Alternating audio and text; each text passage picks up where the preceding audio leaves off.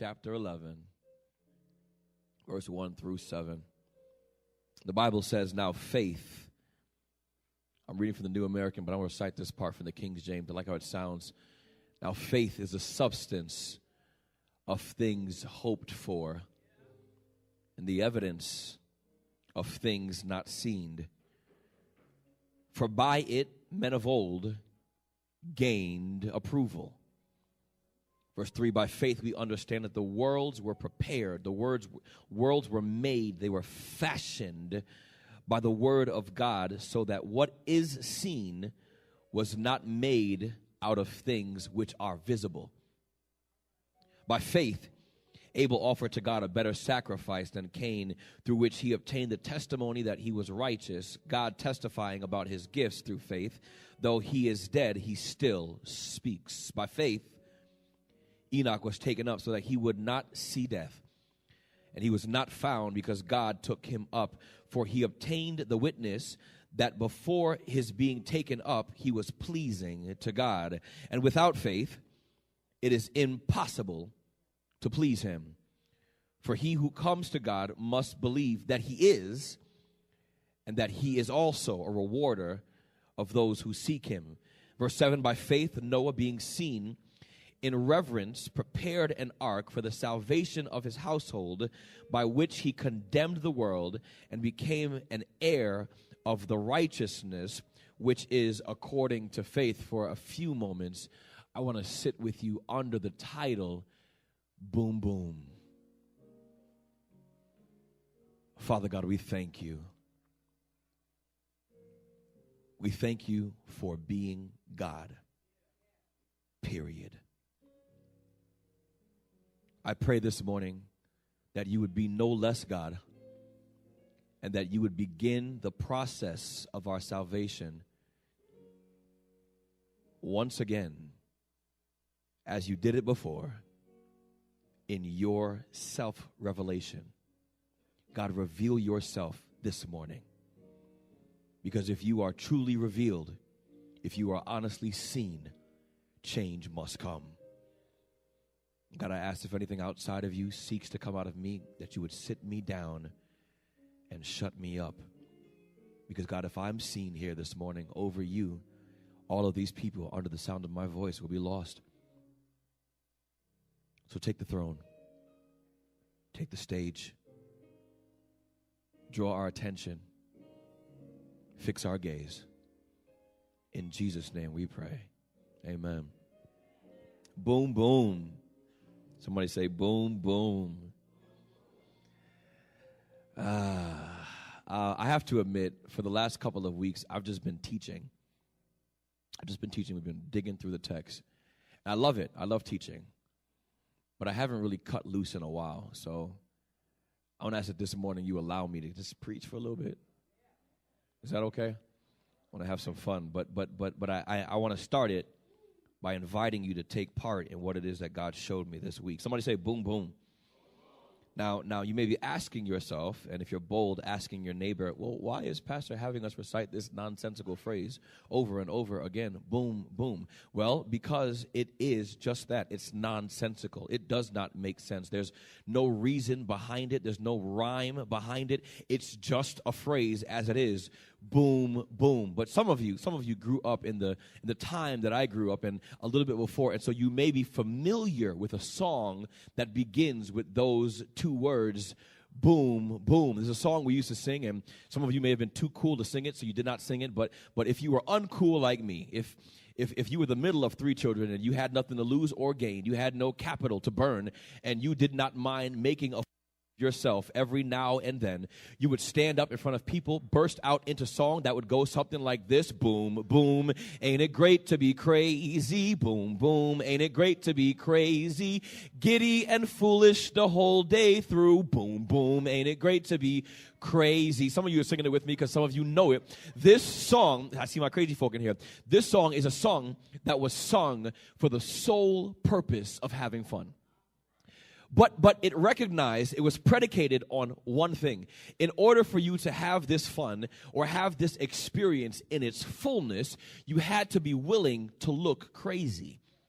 Yeah, the song made no sense. A horse and a mouse, they went for a walk, and then somehow the horse ended up falling on the mouse, and the mouse looked up and said with glee, "Oops, there's a horse on me." Boom, boom. Ain't it great to be crazy? It makes no sense at all. The purpose of the song was to be as free as possible in the singing of the song. In fact, when one often would sing the song, you would have internal competition to see who could get into the craziest poses during the boom boom portions and fix themselves back to normal in the regular portions. So you would do things like boom boom, ain't it great to be crazy? It was too quick, you didn't catch that. It's a quick shuffle of the feet. Some people would go boom boom, ain't it great to be crazy? Giddy and foolish, giddy and foolish, giddy and foolish the whole day through. Boom boom, ain't it great to be crazy? The more sporadic the motions and the more quick they were, the crazier you looked, and the crazier you looked, the better the song was sung.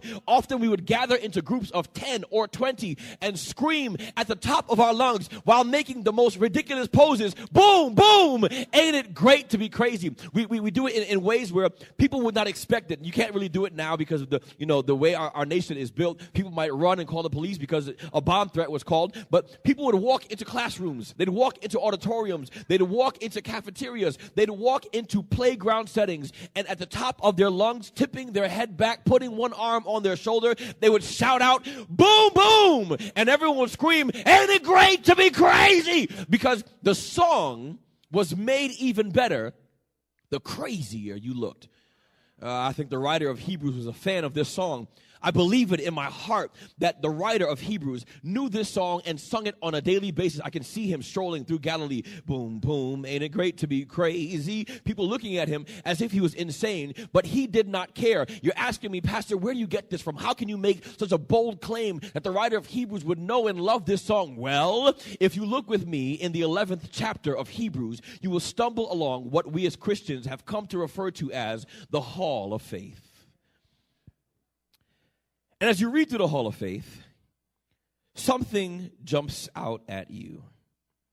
All these individuals in the text that are lauded by the writer, that are lauded by Christendom, that are applauded or set high by Christians throughout the world, have one thing in common. Every single one of them is crazy. I wish somebody was with me and understood this thing, but you won't get it until you go back and look at the stories and recognize that most of them involved individuals placing themselves in situations willingly that sane people would flee from. Most of them included individuals walking around outside, looking up at the clouds and having conversations with someone who could not be seen crazy. Some of these people would walk and tell individuals that they were told to do things by someone who they could not explain or quantify, someone they could not look at and touch. Crazy. Some of these people would go to places and do things like get into dens full of lions, or willingly hop into a furnace full of fire, or sing songs in a prison. Crazy. Some of these people who are lauded here in this Hall of Faith had the same thing in common. They would do things that would drive normal people to the conclusion that they were crazy. I would suggest to you today that it's because of one thing. It's because all of these people in the Hall of Faith had faith. And if I can make this assertion today, it would be simply this: that to have faith is to be crazy. Now we use terms all the time, the term faith all the time, and faith has come to have several different definitions. We tell people, hey, keep the faith. Keep your head up. You got this thing. Don't give up hope. We call ourselves people of faith. And we gather here in this faith-based institution. It's become a genre by which we are quantified, by which we are measured. These are the people of faith. Oftentimes we say that someone has come into the faith, and they've joined now this section of beliefs, and they walk with us. Sometimes we will tell people to not lose faith, and we use it as if we're talking about hope and and happiness. Don't lose faith, man. It'll work out. But despite all those different definitions, the writer here is going back to the specific beginning definition of the word faith. And he unpacks it very succinctly. He says, now faith is the substance of things hoped for and the evidence of things not seen. There you go. That's faith.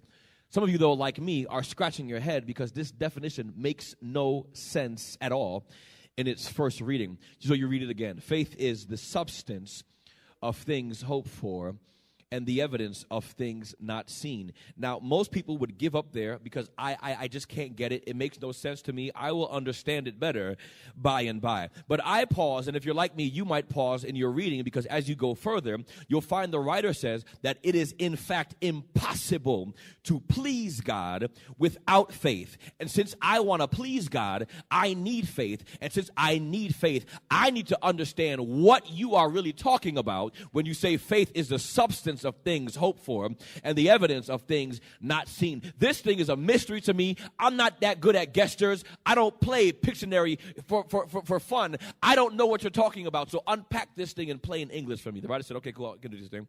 We'll break it down. Faith is the substance of things hoped for. Most of us will lose it just because of the way it sounds. Faith, substance, things hoped for. How can things hoped for have substance? That's the point behind what the writer is saying. You see, if you look a little further, he says that the world was framed with faith.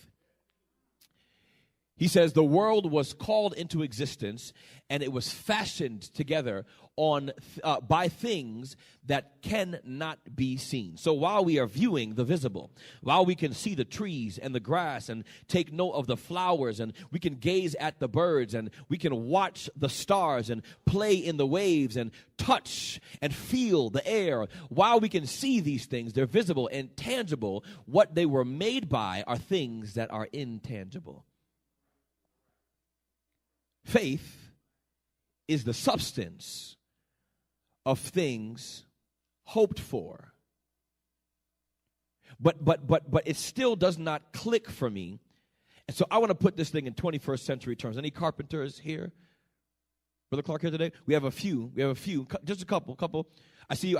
We have a few carpenters here. And so you guys can help me paint this picture for those of us who may not be in the carpentry field or in the construction industry. See, when you're working on something, before you work on it, before even your plans come to fruition, you say, well, I want a house. My house is going to have 12 rooms because I'm fancy. It'll have 3 bathrooms per room, just in case I don't want to use the same bathroom as my wife. But I want the other bathroom for my stuff. I'll have one of those driveways that melts the snow so I don't have to shovel, but it'll collect the rainwater and the melted snow in a reservoir underneath it, bring it into the house and filter it, and the house will use that water for showers and washing clothing and washing dishes, and it'll be so pristine you could even drink from it. I want to build a deck. Cliven, you're with me on this. So we can walk around the house without touching the ground. I want a house. Now, before you build this house, the first thing you're going to do is you're going to put up a foundation. You're going to build a foundation. Your foundation is the substance of the house. It's the bones. It's the stuff that the house will rest on. Without a foundation, even those of us who aren't in carpentry will understand this, your house will collapse. It doesn't take much. It won't be an earthquake. It doesn't need to be a hurricane. One good breath from a big bad wolf will take your house down instantly. You need foundation to keep that house up and sturdy. The foundation, the woods, the rebar, that is the substance of the house. But watch this thing. Before the house is completed, the foundation must be there. The foundation is the substance of the house, which is still hoped for. See, you didn't build the house yet. The house is coming. You're hoping this thing will finish. Winter's coming, you know it's going to be cold. You're hoping your house will be built before then. You love this house. In fact, you've been dreaming about this house since you were 12 years old. So you're hoping that this house will come out the way you want it to. You know, you want one of those double-sided walls so you can put a fireplace in there and see into the next room and wave. You're hoping that this thing will come to fruition. But before it does, the first thing you need is foundation. Faith is the substance of things hoped for. I wish you would take this picture of the house now and apply it to your faith. There's some things that you're hoping for. There's some things that you know that God wants to give to you. You're waiting for them. You've been sitting and hoping and praying and wishing. And what you are missing in this equation is that the things you're hoping for need to be substantiated or founded on faith. In other words, what the text is saying is that before it comes to pass, you must believe it already is. I'm talking ethereal, but how many of you know that if you want your degree and you want to go out and do that thing and make that money and work in this company, how many of you know that sitting around and hoping for it is not enough to bring it to? There's some stuff that has to be done on the front end to be built as foundation that thing would be hinged upon. Its substance and what Christ is saying to us here through the writer of Hebrews is that there's some stuff you're hoping will be spiritually built in your life, and it will be impossible. You will not reach this point, or if you are able to build it, it will not stand if it is not first founded on faith. It's the substance of things hoped for. He goes on further in his definition and says it's also the evidence of things not seen. Now this thing is also really difficult to kind of grasp, but let's put it in the same scenario of house building. You see, you've hoped for a house. The house is not yet, but it will be. That's a word. I'd preach that thing right now if I had time. And though it's not yet coming, it is on the way. You put up the foundation in preparation for what it is that is to come. Though while the house is not yet here, the foundation is standing, and the foundation serves as evidence for the fact that something is on the way. I wish somebody was with me. You walk through subdivisions, you drive through certain areas, you know, where you want to build your house, you dream about your house, and you say, I think I want to live in this area, and you go in there and you buy yourself a plot. It's a nice plot.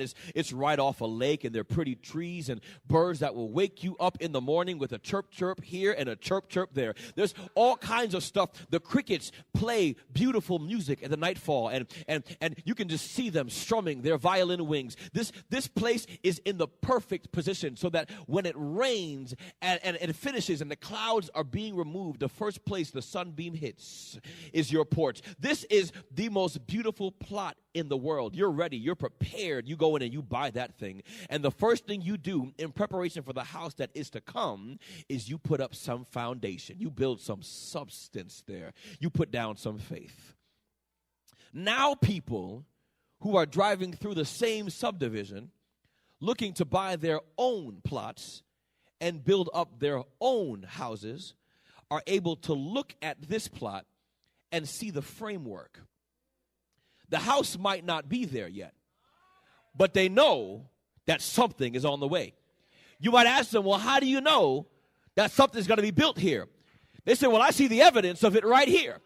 You see, I'm looking at foundation. There's some wood right here, and there is some rebar, and I'm looking down at some paneling on the floor, and I can see that they've laid some brick. There's some evidence that something is on the way. It may not be here yet, but I'm looking at some evidence. I wish somebody was with me and would understand that faith now is not only the foundation, it's not only the substance or the bones that the house will be built on, but it's also the evidence that something is yet on the way. I'm a preach to this amp because nobody here is with me. Faith is in fact the substance of things hoped for, but it's also the evidence of things not seen. And by it, people are able to walk by me and know, listen, God might not be done yet. Some stuff is still on the way, but I can see that preparation is being made. I wish I was talking to a church with some people who needed God to do some work in them right now. I wish somebody here was struggling with doubt. I wish somebody here was wrestling with depression? Anybody in here tweaking or pitching themselves to get out and do something that they necessarily do not want to do, but their body is telling them yes? Anybody in here hoping and praying and wishing for change, and you haven't seen it yet? It has not yet come. But anybody want to set up foundation so folk around you can look at you and say, you know what? Something's on the way. I can't tell what it is. I don't know what it's going to be. But I know at some point, something will be here. If I could say it like Paul, I would say, when Christ comes, we do not know how we shall be. But we know when we behold him, that's what we're going to look like. It's the substance of things hoped for. Evidence of things not seen. Boom, boom. Because for you, it might make sense. But for some people, it makes so little sense that when they look at you, all they can see is crazy. See, the writer goes further and says, as if explaining it this way makes it make any more tangible sense. He says, faith, substance, evidence, you get it. Because by it, the men of old, that's how they pleased God. But when you look at the men of old, you realize that they too were crazy. The writer goes further and says, okay, in case you didn't get it, this is the stuff that the world was framed by. You see, God put one hand into nothing, and he pulled out something and put that something on nowhere, and nowhere became everywhere. And then he went and found nothing and put nothing to make all things. It's the stuff that the world was made by. And you sitting here talking about faith, substance of things hoped for, evidence of things not seen. Yes, sir. You leave here all excited. I'm ready to go and live in my faith. I'm going to show everybody what I'm. Look at me. I'm transformed. Terica, I'm brand new. They going to see me in here. He a person of faith. He doing all kind of. Listen, look at God. Making all things new. Where am I? Right here. I'm on fire. And people look at you, and you think they're going to see you, Twilight, in your brand new faith and be pleased. And all they do is treat you crazy because all you do is look crazy. You look insane. Lights shut off talking about, don't worry, help is on the way. Where?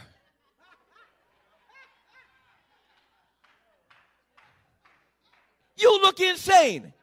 Doctors talking about there's no hope. You talking about God gonna fix it. How, Sway? You sitting here talking about God gonna make all things new. May not come when you want it. Be there right on time. If he don't come when I want it, how is he on time? Crazy.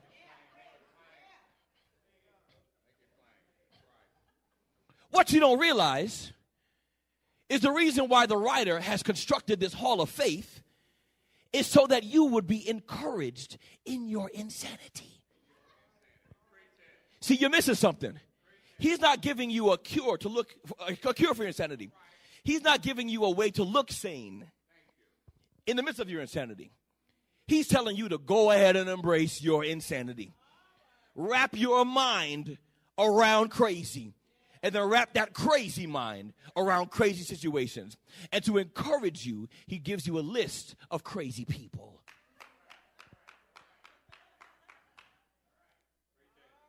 He goes in here, he talks to you about Cain and Abel. It says Abel pleased God because he gave him a just sacrifice. He put that thing before him, and he obtained a witness that he was righteous. God is testifying even through his gifts, even now, even though he's dead. Now we sitting here, if this man's dead, how he still testifying? Solomon said, dead don't know nothing. They sleep.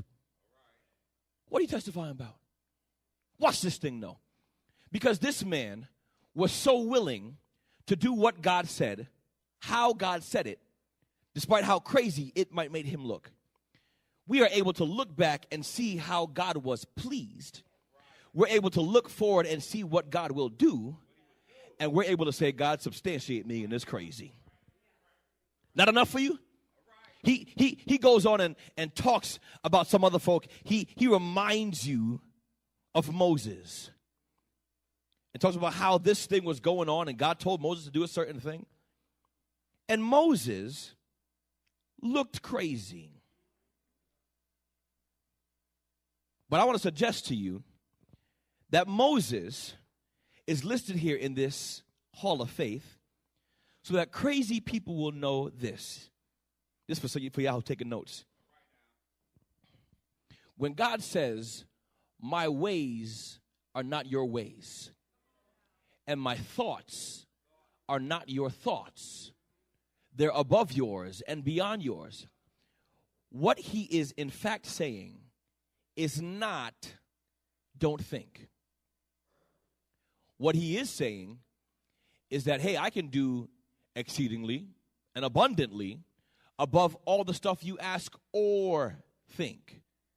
And so if you start thinking on my level, you gon' appear crazy. Hebrews, watch this thing, y'all. Hebrews is an invitation to join the crazy.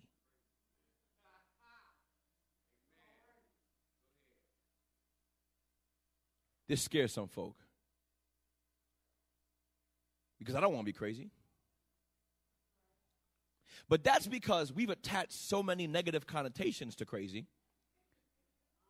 that we perceive crazy as wrong. Can we pause for a moment and talk about some crazy folk? Some people who said, listen, man, the earth is in fact not flat. I know it's crazy. But I believe the earth is round. And I'm going to sail until I come back. See you in a year. And without people who are willing to look crazy, we would still be huddled in one corner of the world for fear that we would fall off. I wish somebody was with me. I'll say it like this. Boom, boom. See. There was someone somewhere who said, man, I really want to talk to my friend Twyla, but she's 3 counties away, and my horse is asleep. I am unable to get to her. I know what I will do, though. I will construct this box that will allow my voice to be heard by her ear some 3 counties away. And people looked at him and said, bruh, you're crazy. I imagine he looked back at them and said, boom, boom. You see, we've attached these connotations to crazy as if crazy means not right, as if crazy means incorrect. But what the writer of Hebrews wants you to know is that crazy does not necessarily mean wrong. Crazy just means you have an inability to be boxed in by small minds.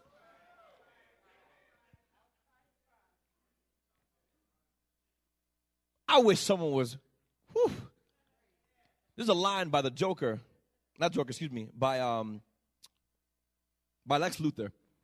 In the last Batman and Superman, he constructed a plan. You know, Lex Luthor is any comic heads in here? Just me? Okay. I see you. Thank you, Shay. I see. So some folk in here know with me. Lex Luthor's a genius. I mean, this man is a genius. He is Superman's greatest foe. Superman is literally a Superman. Fly, see through walls, break through walls, laser vision. And Lex Luthor is so smart that Superman's greatest enemy is a regular human being. He just outthinks him. And he described something, and someone said to him, bro, that's crazy. And he said, crazy or insanity is a word that people with small minds use to describe big ideas.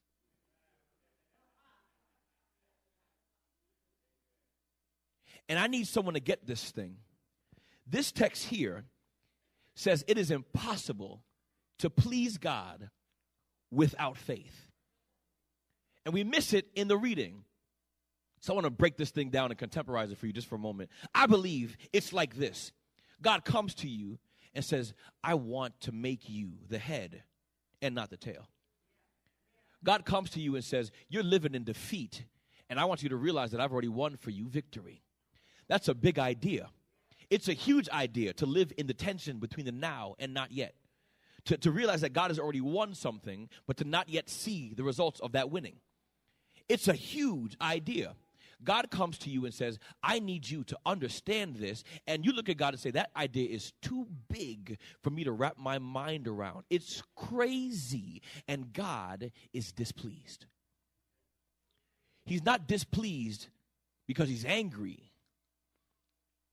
He's actually saddened that you would doubt the bigness of the possibility he has dreamt for you.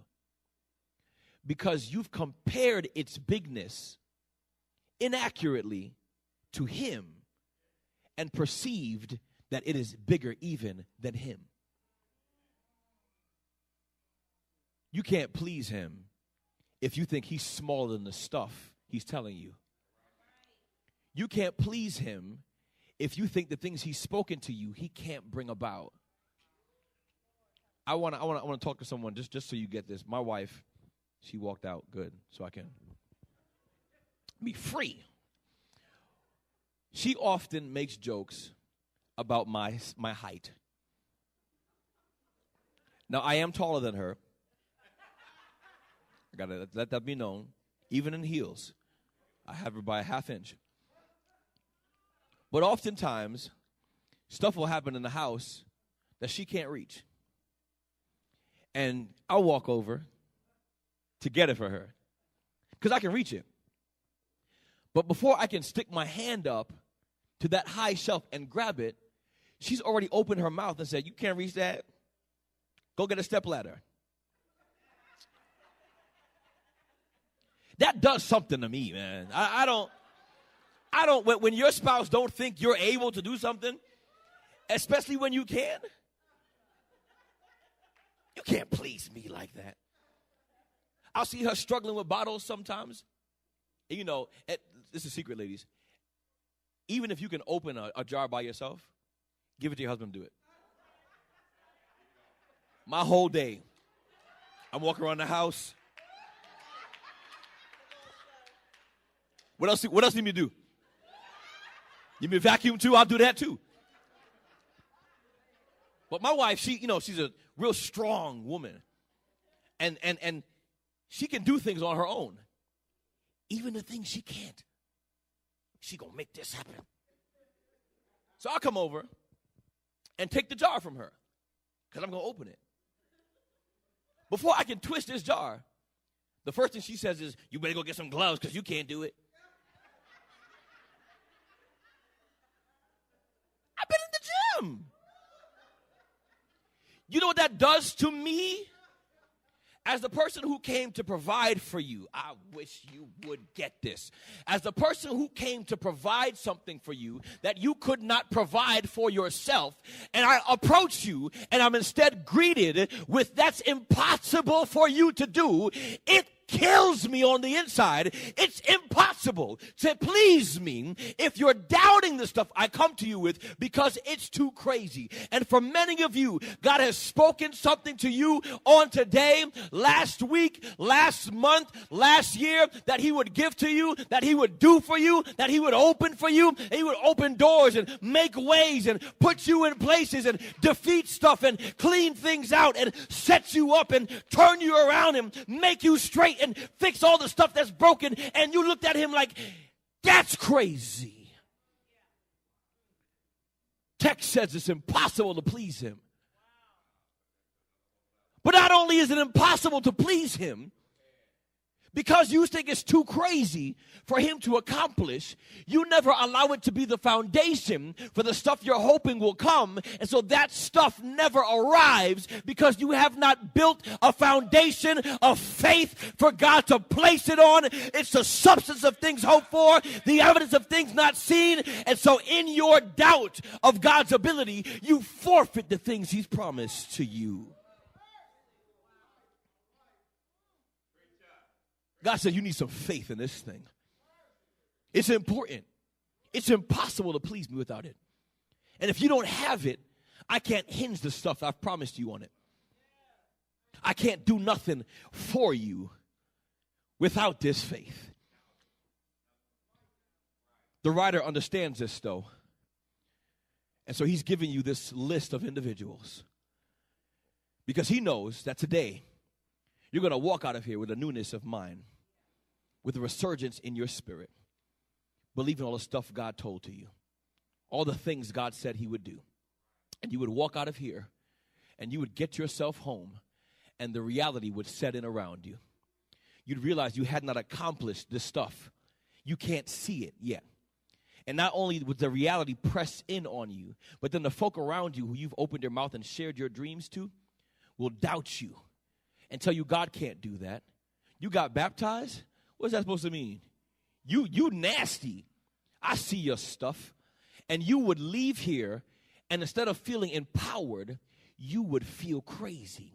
You would be belittled and put down. You would be ostracized and not accepted by people around you. So the writer says, because of that, because you feel like you're alone, let me give you this cloud of many witnesses. He talks for a little bit about the individuals who have gone through this process with you. He says, come here, Enoch. Let me talk to them about how you used to walk around this earth and look up at the sky and have conversations with people that no one could see. And people would ask questions, hey, who's that? What's he doing? What's going on? And they would say, oh, don't mind him. That's just Enoch. He's crazy. But you'd continue to have these conversations. And one day, there was a board meeting that you didn't show up at. And they sent folk to find you. They went to your house and they looked to the left and they looked to the right and they were unable to see you. So they knocked on your door. Can you hear it now? Boom, boom. But you weren't there. Ain't it great to be crazy? Because Enoch, the text says, walked with God until he was not, and though he may have looked crazy, the craziness was validated in the promise that God fulfilled. Boom, boom. Ain't it great to be crazy? Come here, Moses. Let me talk to you about how you said that you saw a God and you met with him on the mountain and you saw him in a bush that was not consumed even though it was on fire. You came to me and you said God would free me from my oppressors. You told me he would take me out of here, and I looked at you like you were crazy. But for some reason, after several things happened, I decided to follow you out into the wilderness. We were there, placed between a sea and a Pharaoh, on the side of a mountain between a and a hard place. I looked at you and said, listen, we're about to die because you were crazy. We followed you out into the wilderness and now we're going to perish because you were crazy. But then God opened the sea and we walked through on dry land, and as our enemies were chasing behind us, God closed the walls so they fell down and crushed them. Can you hear it now? It said boom, boom. Ain't it great to be crazy? I wish somebody here understood how God works. But since you don't, can I talk to you about my friend Daniel? How Daniel went and he was placed in a lion's den. And everyone was sure that they would consume him that night. But in the morning, when the stone was rolled away, Daniel stepped out and declared that the God who he was praying to before he was thrown in kept him in the middle of the lion's den. At that point, the enemies were thrown inside and the stone was rolled back in place. I can hear the stone now. It said boom, boom.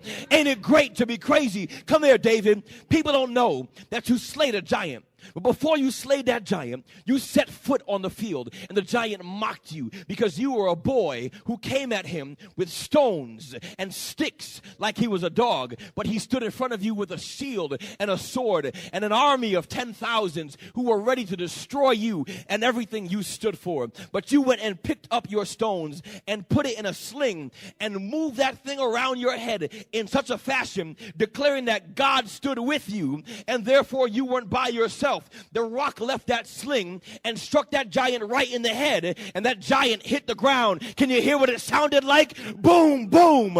Ain't it great to be crazy? I wish somebody would continue to walk with me and understand how God works in such a fashion that he's going to blow your mind with craziness. He said maybe you don't see it in the Bible. Maybe you can't see it in the prophets.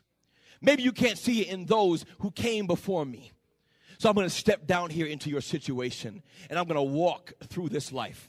I'll be stoned and accused and tried to push off a cliff because people just won't understand me. I'm beyond them. I'm crazy. But one day, just to make sure that you get what it is you deserve, just to make sure that you receive your just reward, I am going to go and I'm going to hang on a cross. They're going to put nails in my hands and nails in my feet. Can you hear the hammer? Boom, boom. Ain't it great to be crazy? They'll put me up on that cross, and they'll prepare, they'll mock me, they'll throw things at me, every stone, every stick, as it hits me. Can you hear the sound? Boom, boom. Ain't it great to be crazy? They'll leave me up there, and I will eventually die. They will take me down and wrap me in a cloth and put me in a tomb, and they'll think the story ends right there. They'll think it's finished. The threat has been removed. The crazy has been contained. There's nothing else that can be done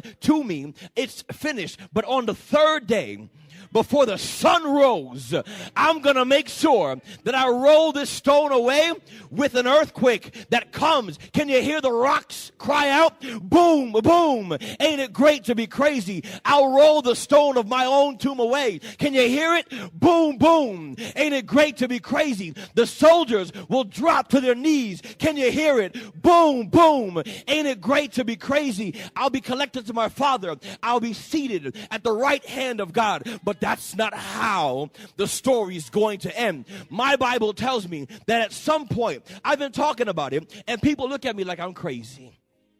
People look at me as if I'm insane. But at some point, I'll begin to hear the wings of angels beating applause together. Can you hear it? Boom, boom. Ain't it great to be crazy? The mountains will begin to fall on their faces in preparation of the one who is to come. Can you hear them drop? Boom, boom. Ain't it great to be crazy? All of earth will tremble in anticipation. The tectonic plates will beat themselves together. Can you hear it? Boom, boom. Ain't it great to be crazy? And then the graves will open and the dead in Christ will rise first. Can you hear the stones pop open? It sounds like boom, boom. Ain't it great to be crazy? I wish somebody here was with me today who understood that if you're crazy, God is pleased, because it means you recognize that the bigness of his dream for you is not impossible. If somebody like that was here today, they would stand to their feet, put one arm on their waist, tilt their head back, and shout, boom, boom.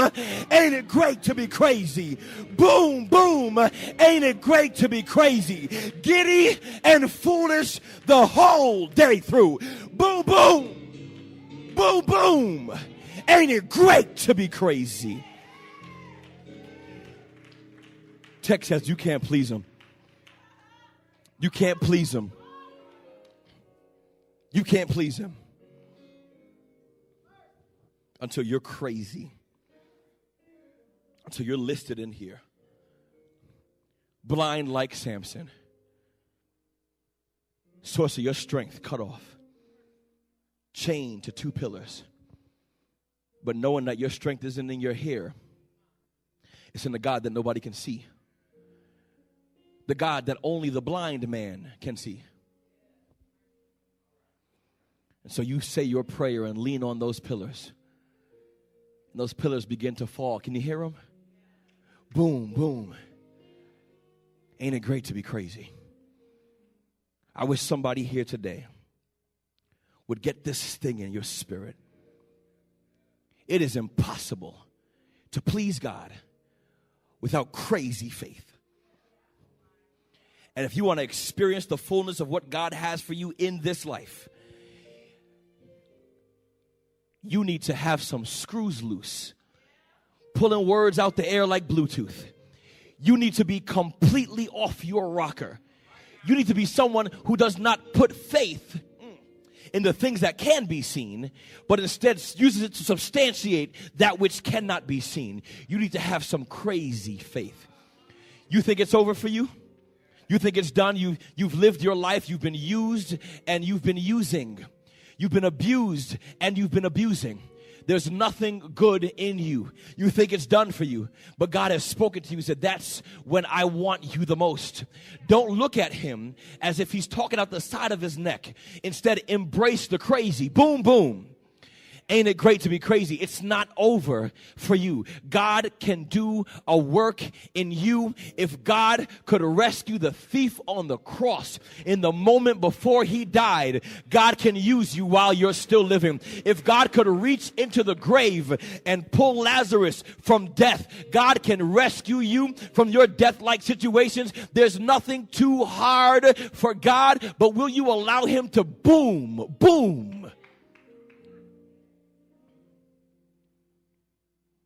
I'm not calling for anyone to stand up today. I don't want you to come forward. I don't need an outward show. I need something I can't see. I need foundations today. I need substance today. I need evidence today. I need crazy today. Boom, boom. So what I ask you to do right now is I need you to search yourself right now. You know what God is speaking to you.